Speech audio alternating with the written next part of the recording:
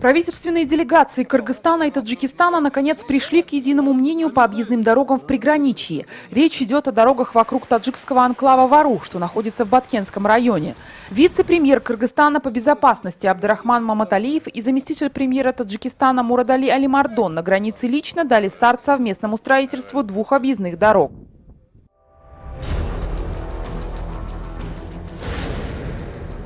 Итак, вот строящаяся кыргызская дорога Кокташ, Аксай, Тамдык, Кишимиш. К единому мнению стороны пришли по участку Аксай-Кишимиш, который идет во вход таджикского села Тачикон.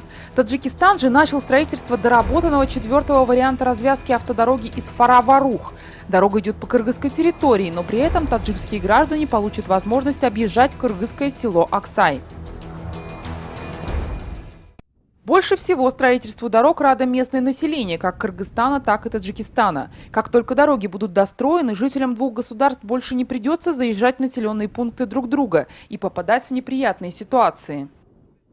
Мы надеемся, что дорога Кокташ-Аксай-Тамдык будет достроена в ближайшее время, и нам, жителям сел Самаркандык, Актатыр, Аксай, больше не придется проезжать через таджикские села. Жителям станет от этого намного легче.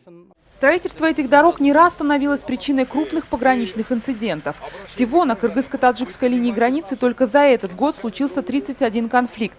Среди пострадавших как военнослужащие, так и гражданские. 27 августа межправительственная комиссия в Бишкеке наконец договорилась об одновременном строительстве объездных дорог. Правительственные чиновники двух государств подписали специальный меморандум.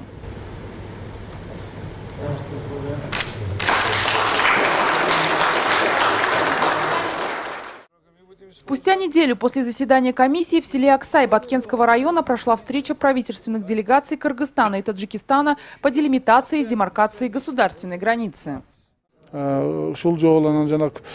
Строительство объездных дорог Кокташ-Аксай и других совсем скоро будет завершено. Остался совсем небольшой участок. В скором времени мы подпишем соглашение о том, как будут использоваться эти участки, кто будет заниматься ремонтом, какая из сторон будет реагировать в случае ДТП и так далее.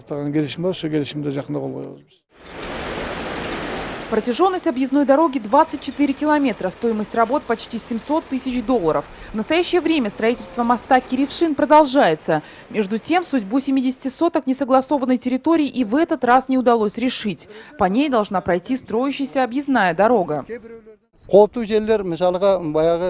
Надо договориться и по той земле площадью почти в гектар. Дорога проходит по ней. Надо также отметить территорию, по которой пройдет будущая дорога. Это выше села Ходжа-Ало, выше Варуха.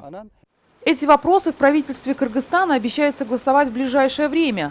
Удалось найти компромисс, как сообщает вице-премьер Маматалиев, и по строительству двух мостов. Кроме этого, мы встречались с жителями населенных пунктов Аксай и Варух.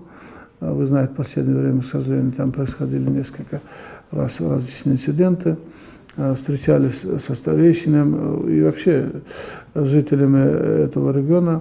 Переговорили, объяснили, что значит мы создаем максимальные условия для беспрепятственного проезда для жителей как нашего села Аксай, так и населенного пункта Варух.